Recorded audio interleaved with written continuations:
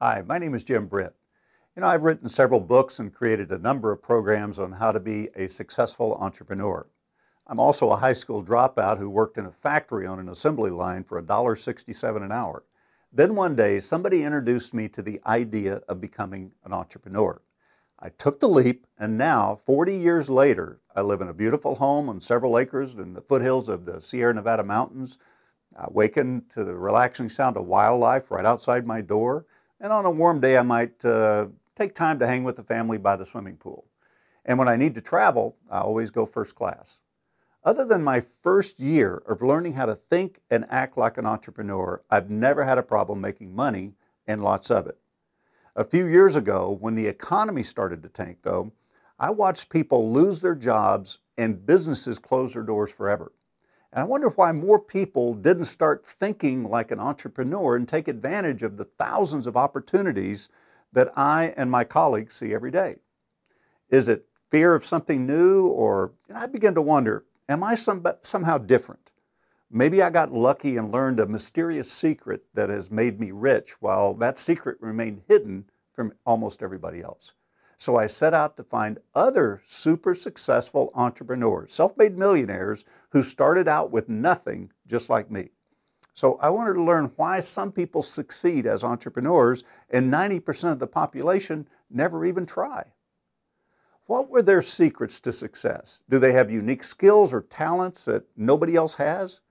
So I made a point of finding successful entrepreneurs in a variety of fields, like internet marketing, TV, real estate, traditional brick and mortar business, and social media.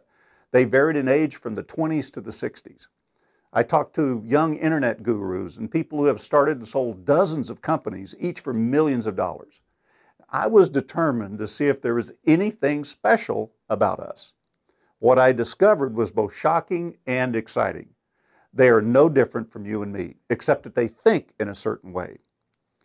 What was most exciting was that I was able to boil their success down to 6 common traits. And I know now that anybody can learn these traits. And just by putting your mind to it, you can succeed as an entrepreneur. Now, I've extracted 2 brief clips from my interviews with these 12 people. One person started with a borrowed $13,000 and turned that into $3.5 billion. The other started with a $1,000 loan and turned that into a $5 billion real estate empire that won her a starring role on the hit TV show Shark Tank. So I hope you enjoy these 2 video clips.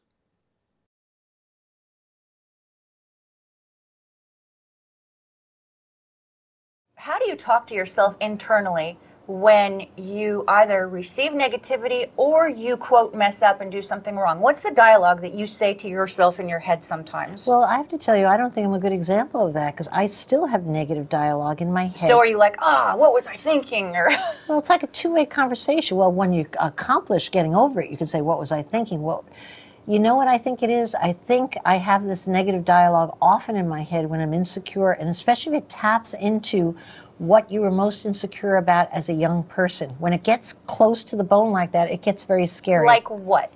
Like for me, like for example, I just came from 2 days of shooting in LA for the Shark Tank. I'm with 4 powerful men that speak loudly, that are multi-million billionaires. They don't have, maybe some have more money than me, maybe some don't. They have more success than me. No, I'm just as successful. I have the right to be there. I'm just as strong as them, yet I'm sitting there half the time I'm filming for 12 hours days, scared to death that what I have to say or what I'm assessing isn't good enough. That kind of talk is disastrous. It gets in my way. But how do I get through that? I have not gotten good at shaking negative thought from my head when I'm scared, because that's tapping into me being back at school, being the dyslexic dunce in the class, never having the answer, stumbling when I'm reading out loud, being embarrassed and mortified in front of the kids, and it all comes back to me like it was yesterday. Why should that bother me? It's ridiculous. I know it logically, but here I am being that little needy, crying kid inside, struggling to come up for air. So what gets me through that? In answer to your question, I'm sorry to go so long No, on this. please. That's why you're here. What gets me through that is I stay with it. I just Don't persevere. Quit. Yeah, and it sounds so trite, doesn't it? Don't quit. I just persevere and stay with it and stay with it. And somewhere along the way, I get an opportunity. I start to shine. Bang, I can steal the show. And wham, I slam it home. I'm not a young babe anymore. I think I have maybe 10, maybe 12 good years left. Think about it. We don't all have a lot of time left. You think I'm going to let those 10, 12 years go by wasting my time on anything? I mean, I felt this way at 22, but why would I waste my time? And certainly I'm not going to waste my time worrying about making money. I never worried about it. My mother never worried about it. Somehow we ate and we got out of there. I remember one time I was going out of business. I was sick with worry. I was nauseous over it because I felt the responsibility of 200 people. I was putting them out of business. And you know what my mother said to me? She said, "You're not worrying about money, are you?" I was indignant. I was probably 35. I said, "I'm worried about money. Of course, you know the responsibility I have." And my mother said to me, "What a total waste of time." Did that hit you hard? Hit me hard. I think the waters parted for me. I went back to work the next day and realized the only thing I had control about is to work my ass off through the next day and see what happens. And you want to know something? That's all it is. You just show up and work your ass off and see where you get. She was right. Why was I going to succeed if I was worried about money? And making yourself sick over it. Stupid. Such a false sense of value. What's the quote? Something about 90% of life of success is just showing That's up. right, But that's it right. is the truth. It's staying the course, you know. It's staying the course. If there's one thing I'm totally confident about in myself, if there was one trait I'd say is better than any other trait in my body, is I persist. You know, I just plug, and even that I doubt at times. Again, when I'm in my scared phase and scared circumstances. But I can at least lean back and say to myself, but you always get there. But I self-talk, right? You always get there. And that's what, enables me to stay with it again until I get there. So for anyone that hasn't experienced that yet, I want them to know right now, maybe the first time you did that, it wasn't as easy. But once you do it once and you succeed, then the third, then the 500th. I'll give you a very good example, I think, because sometimes the story demonstrates a point I think best, or for me, I learned. When I gave my first speech, so my first time I stood in front of a crowd, and this is something everyone knows, it's hard to give a speech. Everyone is fearful of speaking. I lost my voice. Not unusual. That happens a lot, I have since found out. I thought I was the only one in the world to ever lose my voice, publicly shamed. It hit on all the chords in me of not being able to read in reading class. It couldn't have been a worse experience. I was like, Here I was, a grown woman in a business suit with somewhat good success at 30 years old, and I was sitting there going, right back to second grade. It was horrifying for me.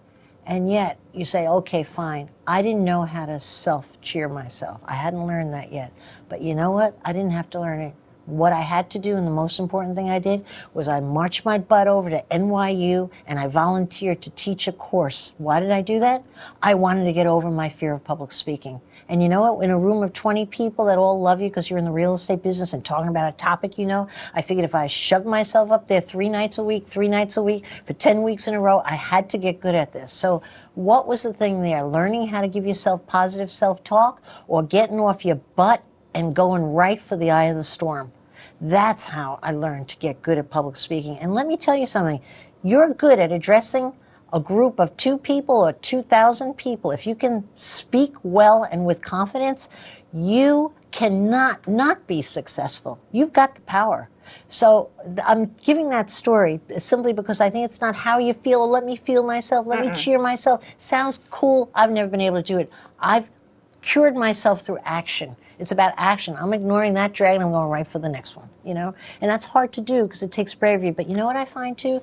Even if you don't have the courage, you find the courage on your way down. I got stuck many, many times where I felt a sense of sadness, like anyone else would judge that I was doing well, but I felt stuck. And that's important, to get rid of that feeling. So I had a little exercise I did. It worked for me, but I'm very organized, you know. I would take my yellow pad out. I like a yellow pad because it feels sunny. You know, it's legal to get the extra paper. Okay. I put a line down the middle, and then I put on the one side what I love and the other side what I hate. And I'd write down, I'd think of my job, my family, my friends, my time spent, and I would just free float. Do you do all the good stuff first? Oh, definitely. All the good stuff first. Right. Boom, boom. Everybody has no problem what they love. Right. I love the beach. I love my son. Sometimes you don't love your husband. He's on the other side. That varied by the day. Right. But or you might love him, but you might not like him. Yeah, that yeah. Day, right? But it's really like what in your life you really like to do. Basically, like maybe would be, but I would put what I love. And then the other side, what I hate. Not dislike, but what I hate. I hate that bitchy woman that I have to live with every day at the office. I hate this. I hate that I have to do more outlines. I hate signing the checks. I hate I put like as though I'm allowed to bitch privately. And then you know what I do? I'd make it my business to figure out how to get rid of the what I hate side. And there's always a way. You might get stuck, like if you have a bad kid that you can't get rid of. He's a kid. You're committed on that good one. kids, they are always on that side. But anything short of that, you can get rid of in your life. I found I got empowered by my stupid yellow list. And I have to tell you, I probably did it every 6 months to a year my entire life. I still do it now. Okay? And the list never stays the same, but the what you love almost always stays the same.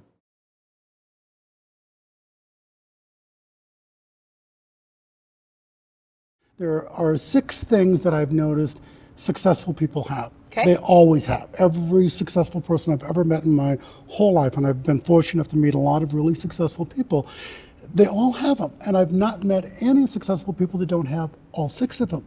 When you go, that's weird. Isn't that interesting? And here they are. First, you have to think big, because that's part of that whole shooting for the moon thing.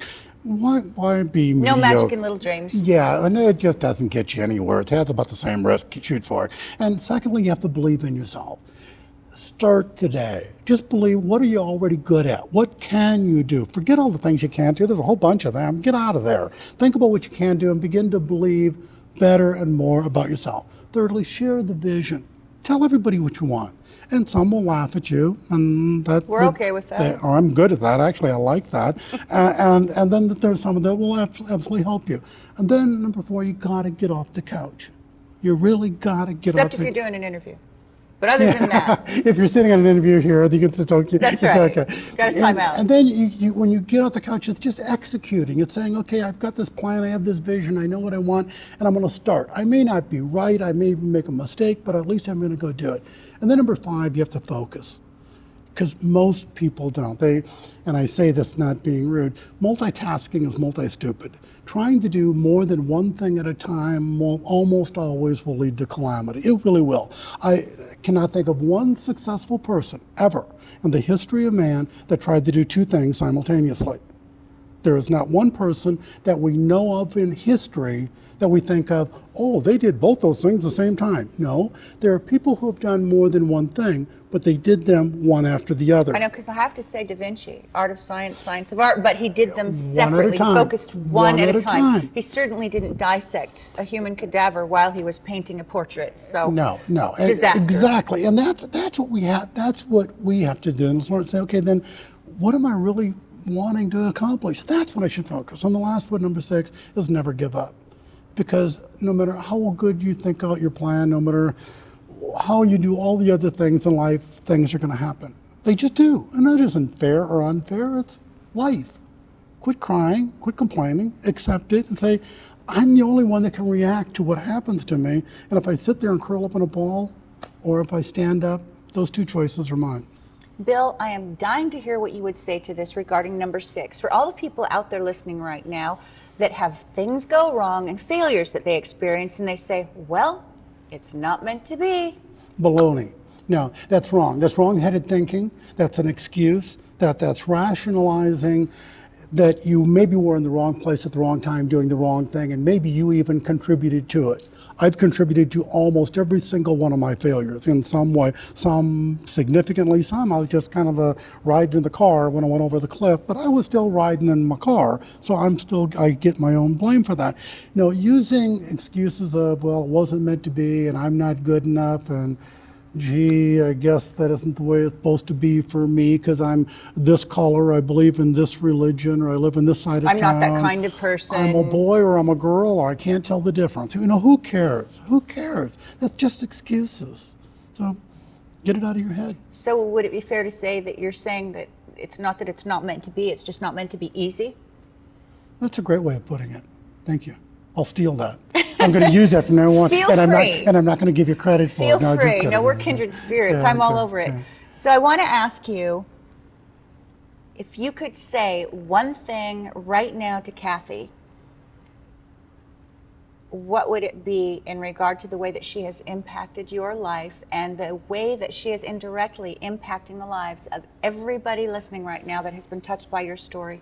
Let me tell you just a very short vignette about Kathy, and you'll know what the answer is.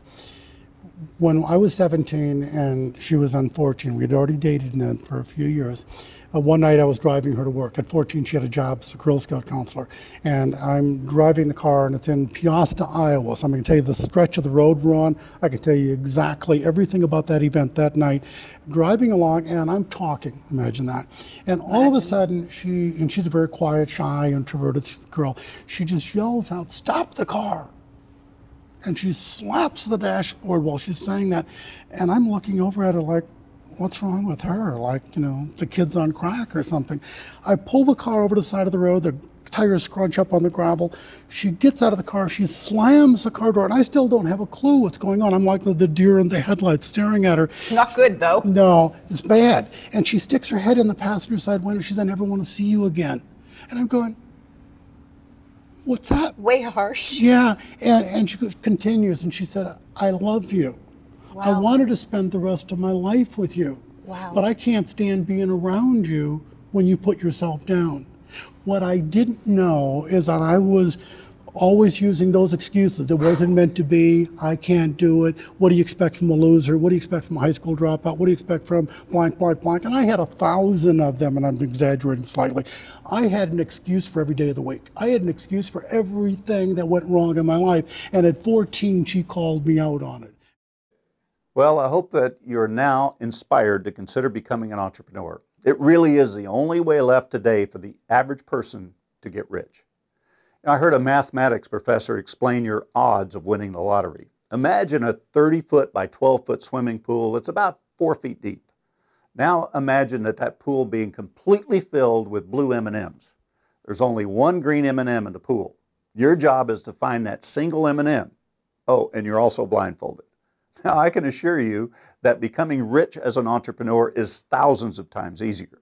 You don't need a lot of money to get started. All you need is an idea and the willingness to exercise the 6 traits that all successful entrepreneurs have in common. And I want to teach you how to become a successful entrepreneur.